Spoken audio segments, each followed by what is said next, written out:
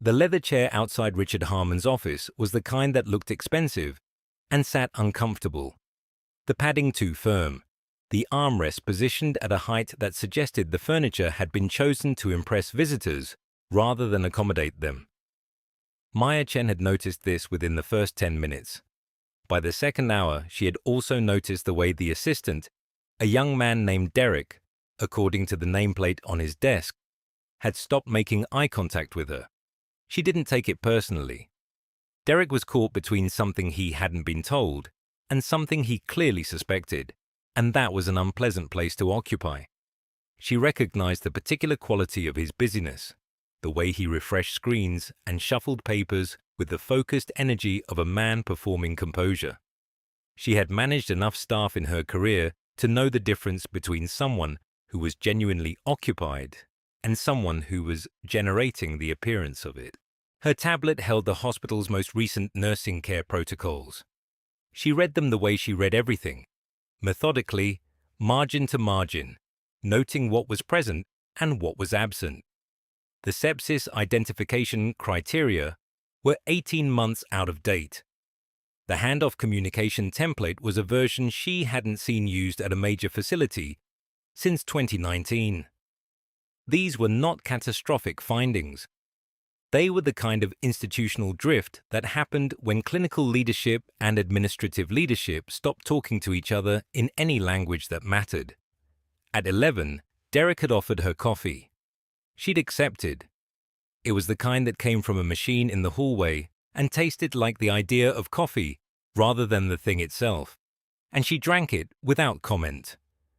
The floor had the particular acoustic quality of administrative space, carpeted, climate-controlled, insulated from the hospital sounds one floor below.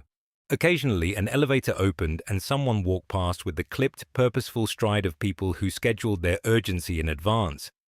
A few of them glanced at her. One woman in a charcoal blazer slowed her pace almost imperceptibly before continuing on. Maya returned to her tablet. She was not angry. She had considered whether she was somewhere around 10:45 and had concluded that what she felt was closer to interested. She had come to this hospital to learn something about it, and it was teaching her on a schedule she hadn't anticipated but could not argue with. Richard Harmon's door had remained closed all morning. Through it, at intervals, she could hear the low register of a voice that rose occasionally and settled again. Once, laughter. The laughter was the most informative thing she'd heard all morning. Easy, unhurried, the sound of a man operating well within his own sense of how much time he had. At noon, Derek's phone buzzed. He looked at it, then at her, then back at his screen. "I'm very sorry, doctor. Miss Chen. He's still—" "It's fine," she said, and meant it. She turned back to the protocols.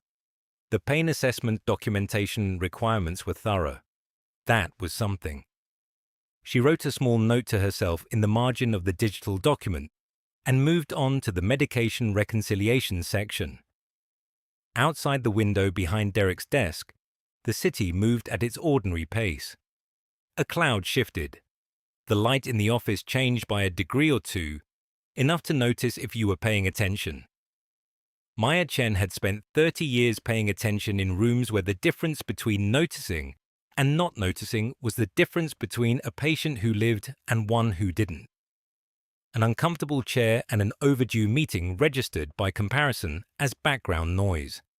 She checked her watch. 12:08.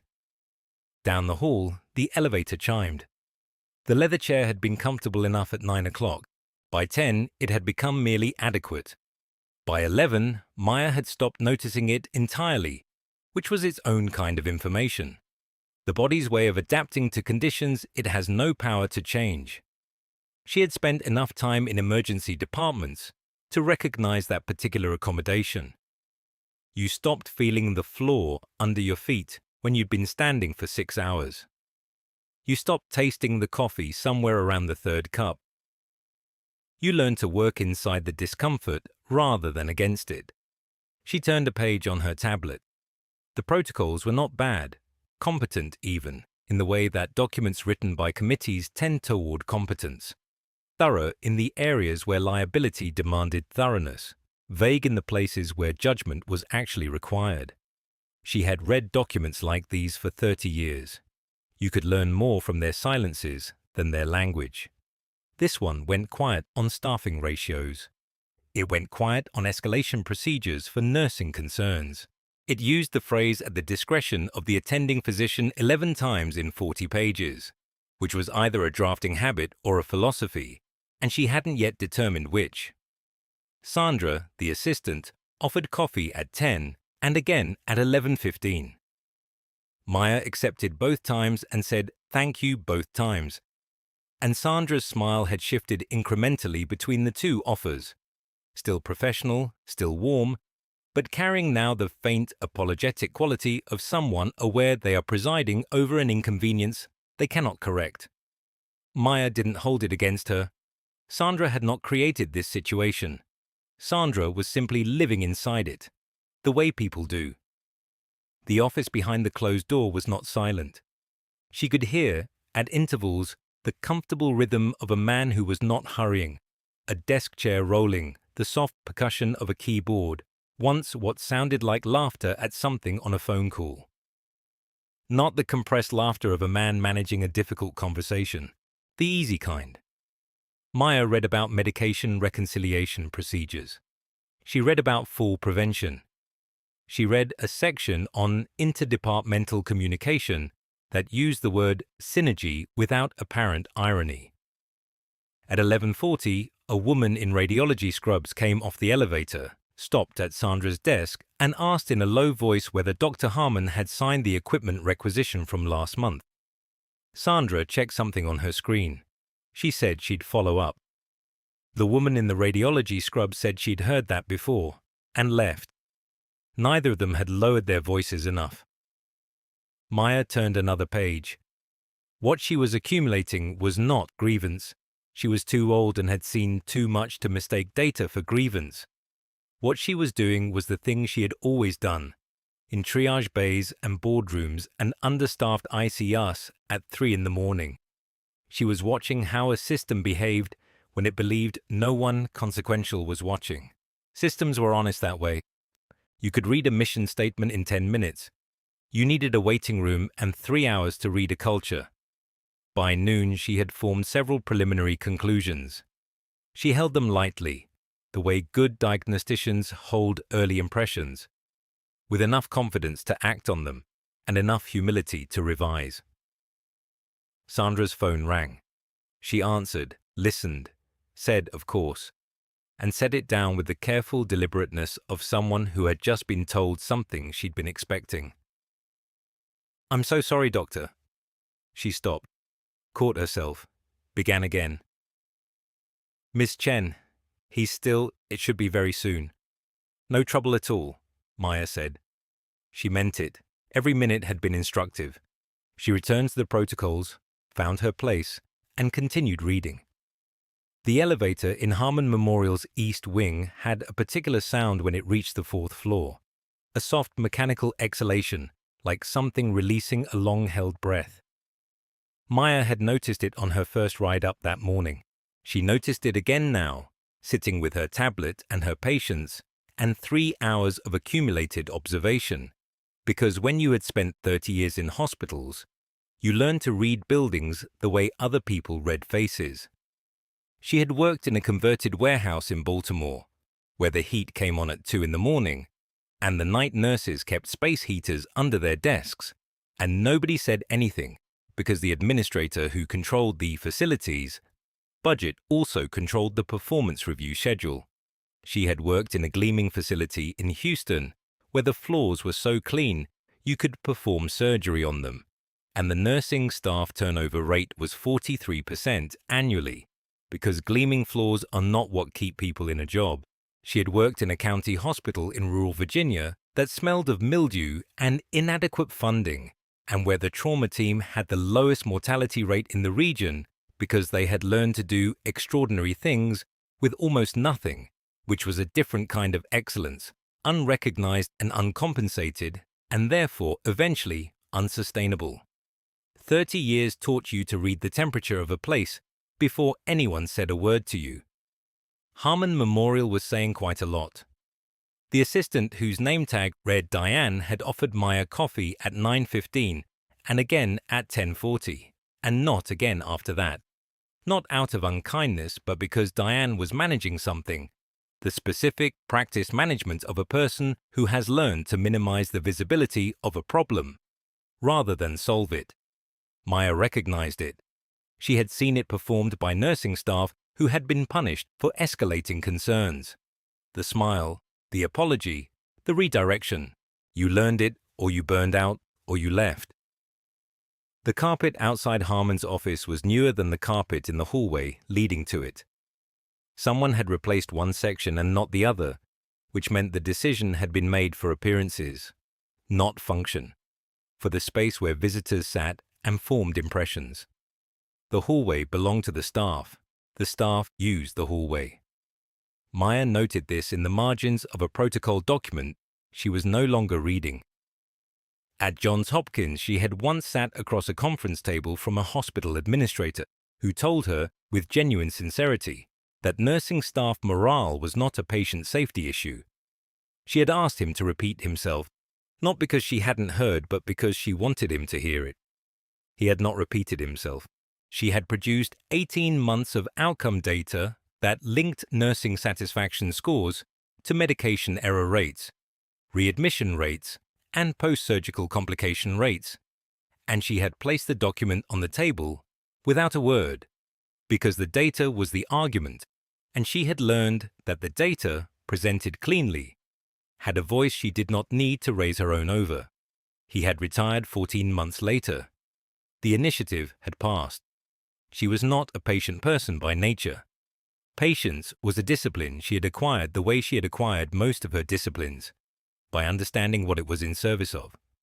You were patient with a frightened post-op patient because the fear was real and the recovery depended on trust. You were patient in an administrator's waiting room because what you were actually doing was not waiting. You were learning. Through the closed door of Harmon's office, she could hear, faintly, the cadence of a comfortable conversation. No urgency, no schedule pressing against the edges of it. She returned to her tablet, made one additional note. Down the hall, the elevator exhaled. The elevator doors opened at 12:15, and Patricia Wells stepped out first, the way she always did, not because she was impatient, but because 30 years of running boards had made threshold crossing a reflex. Behind her came Gerald Okafor and Susan Lim from senior leadership, and last, Margaret Cho from HR, still pulling her reading glasses off her face and tucking them into her breast pocket. They were mid-conversation. Something about the Q3 budget reconciliation. Patricia had one hand raised, making a point, when she saw Maya. She stopped. Not the slow stop of recognition assembling itself, the immediate stop of someone who has found exactly what they were looking for in the last place they expected to find it. Dr. Chen. Both hands came forward. Patricia Wells was 63 and moved like someone who had decided, at some point early in her career, that warmth and authority were not opposites. Her grip was firm and brief and meant something. We didn't realize you were already here. We've been looking forward to meeting you all morning. Maya had risen from the leather chair before the sentence finished. 3 hours of sitting had done nothing to her posture. She shook Patricia's hand, then Gerald's, then Susan's, then Margaret's, each one a full shake, not a half measure, the kind that registers. "The pleasure is mine," she said. "Your facility is impressive." This was not a compliment offered to fill silence. Maya Chen did not offer those. Gerald Okafor was already glancing toward Harmon's office, doing the quiet arithmetic that senior directors do. Who is where? What does it mean? What was supposed to happen this morning that evidently did not? His expression revealed nothing, which was its own answer. Reserve. The assistant at the desk had gone very still. Richard Harmon chose that exact moment to open his office door. He came through it the way people do when they're comfortable. Door swung wide, coffee in hand, the particular ease of a man returning from somewhere rather than emerging to meet someone. He was saying something over his shoulder to whoever was inside. His tie was loosened by a quarter-inch. He had the look of a man who had, at some point during the morning, completely forgotten about the woman in his waiting area. He saw Patricia first. His expression moved through several things quickly. Surprise, recalibration, the beginning of a smile. Then he saw Maya. The smile completed itself anyway. Muscle memory. Richard! Patricia's voice carried the specific warmth of someone who is being very precise with their warmth. I see you've already had the privilege of spending the morning with Dr. Chen. A half beat. She'll be joining our board next month, of course. We're hoping she'll help lead the Nursing Excellence Initiative. The coffee cup shifted in his hand. Not a spill. A shift, the subtle rebalancing of a man recalculating weight. Maya watched him. She had spent 30 years in critical care, which meant she had spent 30 years reading bodies under pressure, where the tension lived, when a reading was wrong, what a person's hands did when their mind was somewhere else.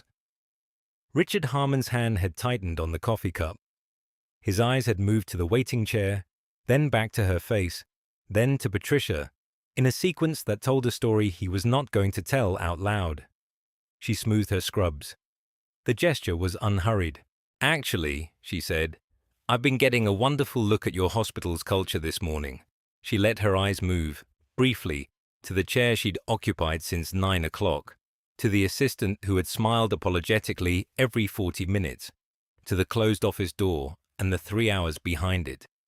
Then back to Richard Harmon's face, which had not changed, because he was good at this.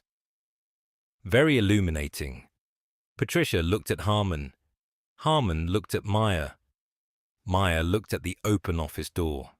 Why don't we all go in, she said, and have that meeting? The elevator doors opened at 12:15, and Patricia Wells walked out already smiling, the way people smile when they're about to deliver good news they've been holding all morning.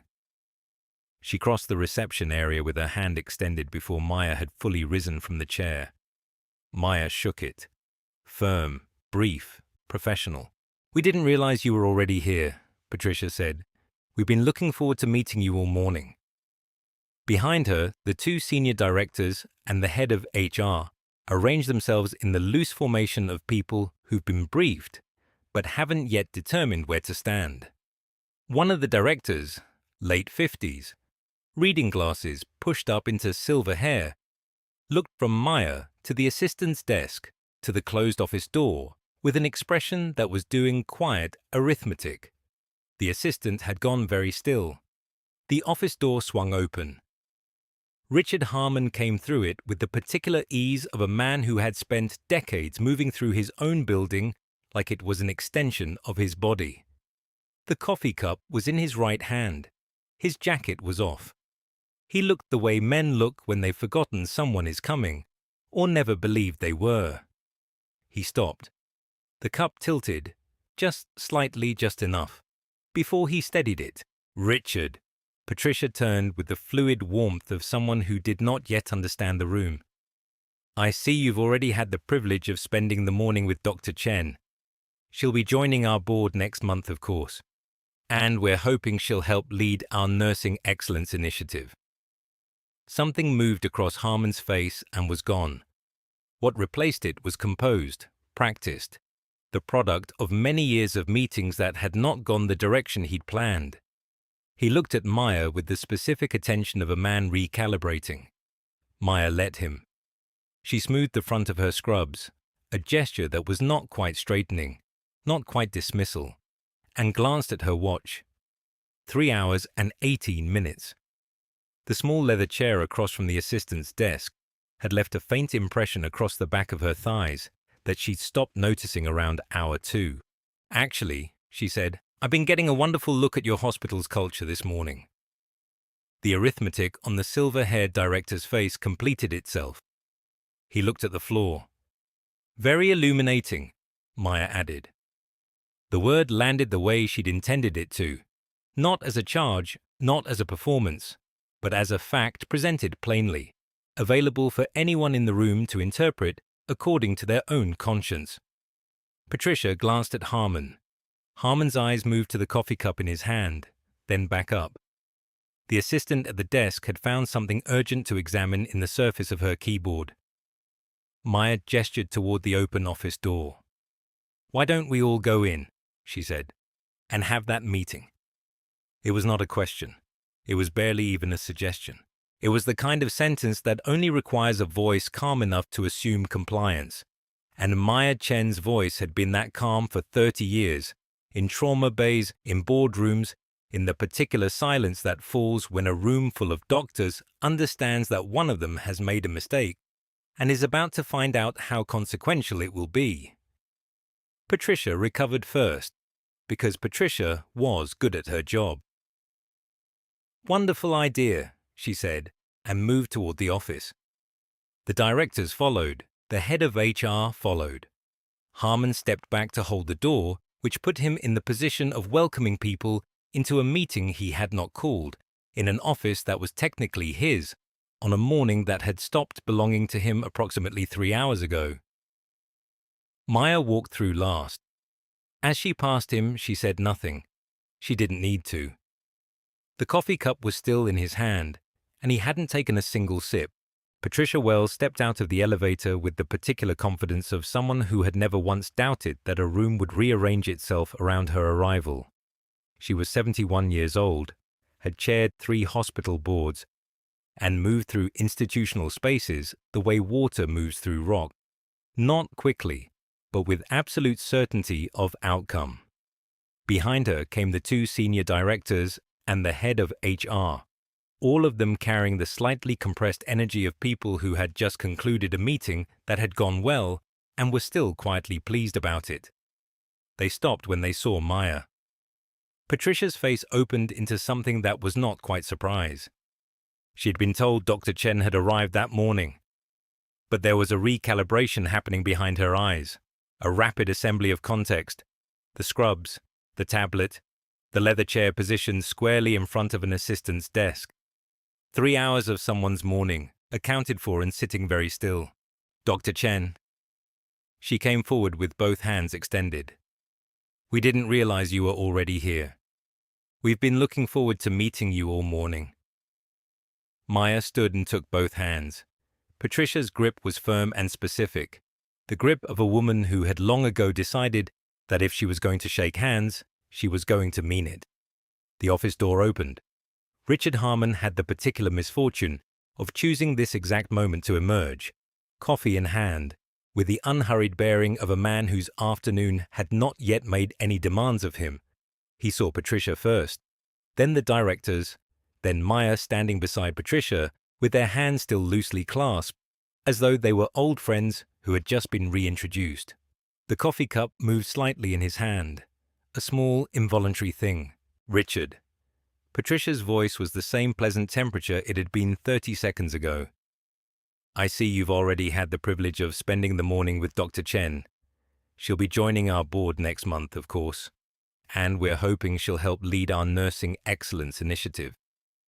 Harmon looked at Maya with the eyes of a man rapidly constructing a revised architectural plan for a building he thought he had already finished.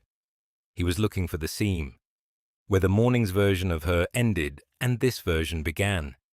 He did not find it, because there was no seam. She was the same person who had been sitting in that chair since 9 o'clock. Maya smoothed the front of her scrubs. The gesture was unhurried, almost domestic, and it landed with the weight of a closing argument. "Actually," she said, "I've been getting a wonderful look at your hospital's culture this morning." She checked her watch, not theatrically, just the practiced glance of someone who had spent decades tracking time in places where time cost lives. Very illuminating, Patricia looked at Harmon. One of the directors found something absorbing to examine near the elevator panel. The head of HR, to her credit, maintained a professional expression that revealed nothing and contained everything. Harmon's assistant had gone quite still at her desk, her eyes forward, her posture suggesting that she had developed, in the past 3 hours, a considerable amount of respect for the woman in the leather chair. Harmon set his coffee down on the corner of the door frame. "Dr. Chen," he said, "I apologize for the—" "No need." Maya turned slightly and gestured toward the open office door, the movement courteous and final. "Why don't we all go in and have that meeting?" Patricia fell into step beside her. The directors followed. The head of HR followed the directors. Richard Harmon stood in his own doorway for one more second, recalculating in the particular silence of a man who had just understood, with complete clarity, that the balance of an equation had shifted irrevocably, and the only available next move was to do the math correctly from here forward. Then he went in. The elevator doors opened at 12:15, and Patricia Wells stepped out first, the way people accustomed to entering rooms first always do. Not aggressively, but as a matter of settled fact. Two senior directors followed, then Carolyn Marsh from HR, and all four of them stopped when they saw Maya still seated in the leather chair across from Richard Harmon's assistant's desk, tablet in her lap, posture unhurried. Patricia's face did something complicated and then resolved into warmth. "Dr. Chen." She crossed the waiting area with both hands extended, and Maya rose to meet her. "We had no idea you were already here. We've been looking forward to this all morning." "As have I," Maya said. Behind Patricia, the two directors exchanged a glance that Maya filed away without appearing to. Carolyn Marsh looked at the assistant. The assistant looked at her keyboard. It was at this precise moment that Richard Harmon opened his office door. He came out the way men come out of rooms they believe belong to them. Unhurried, coffee in hand, the particular ease of someone who has not yet been informed that the landscape has changed. He was mid-thought about something else entirely. His mouth was already arranging itself toward whatever pleasantry he kept ready for the afternoon. He saw Patricia Wells. He saw the directors. He saw Maya Chen standing in the center of his waiting area in her scrubs, tablet tucked under one arm, looking at him with an expression that offered him absolutely nothing to hold on to. The coffee cup shifted in his hand. Not a spill, just a degree or two of tilt, quickly corrected. "Richard." Patricia's voice was the kind of pleasant that functions as a closed door. "I see you've had the privilege of spending the morning with Dr. Chen. We're very glad she's agreed to join the board next month, and we're hoping she'll take the lead on the Nursing Excellence Initiative. It's been a priority we haven't been able to move on properly." Harmon looked at Maya. Maya looked back at him with the patience of someone who had spent the morning sitting in a leather chair, reviewing patient care protocols, and had not, at any point, lost her composure. "Of course," Harmon said. The word came out smooth enough. Everything else about him had gone very still.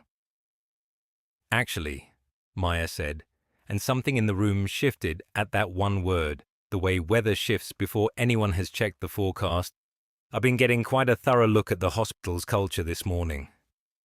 She glanced at her watch. A brief, unhurried glance, the kind that lands harder than any prolonged one. "Very illuminating." Patricia looked at Harmon. One of the directors developed a sudden interest in his phone. Carolyn Marsh, to her credit, maintained a completely neutral expression, which was itself a kind of testimony. Harmon said nothing. There was nothing institutional language could do for him here. The machinery that usually served him, rank, schedule, the occupied office door, the assistant's apologetic smile, had quietly reversed direction while he wasn't watching, and he was only now understanding that the woman in the scrubs had known this would happen before she sat down. Maya gestured toward the open office door behind him. The gesture was precise and genuinely collegial. "Why don't we all go in," she said, "and have that meeting?" It was not a question. It also was not a threat. It was something more unsettling than either, an invitation extended by someone who had already decided 3 hours ago exactly how this would proceed. Harmon stepped back from the doorway. Patricia Wells went in first, as she always did. The directors followed. Carolyn Marsh followed them. Maya Chen walked in last, which was not the same thing as last. She did not look back at the assistant's desk, though she noted, without any particular satisfaction, that the strained smile had finally relaxed into something genuine. Richard Harmon learned things slowly, but he learned them thoroughly. That was the assessment Maya formed over the following month, watching him from the particular vantage point she had earned, partly boardroom, partly corridor, partly the quiet accumulation of detail that 30 years in hospitals had made second nature. She observed the way he moved through the building differently now, quicker to his own door, more attentive to whatever room he was entering. A man who had been reminded, once, with precision and without cruelty, that the institution he ran was larger than his own convenience. She did not consider this a victory. It was a correction. Patricia Wells called it an extraordinary first month. Maya thanked her and changed the subject to the Nursing Excellence Initiative, which was already 3 weeks behind where she wanted it. The work was the thing. It had always been the work. She was reviewing staffing ratios in her office. A small room near the nursing station on the 4th floor, chosen by her, declined from the corner suite they had offered. When a knock came at the half-open door, Daniel Park, the charge nurse she had quietly identified in her first week as the person who actually held the floor together, stood in the doorway holding 2 cups of coffee. He had the specific posture of someone who was not sure if they were interrupting. "You're not interrupting," Maya said. He came in and set one of the cups on the edge of her desk, without asking if she wanted it. She appreciated that. "Heard the new scheduling system got approved," he said, "this morning."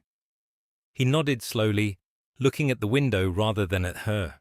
Outside, the January sky was the particular grey that meant it had forgotten how to be any other color. "Night staff has been short since October," he said. "Administration knew." "Administration knows now," Maya said, with documentation attached. Daniel turned that over. "Is that why you took this job? The board seat?" Maya looked at him.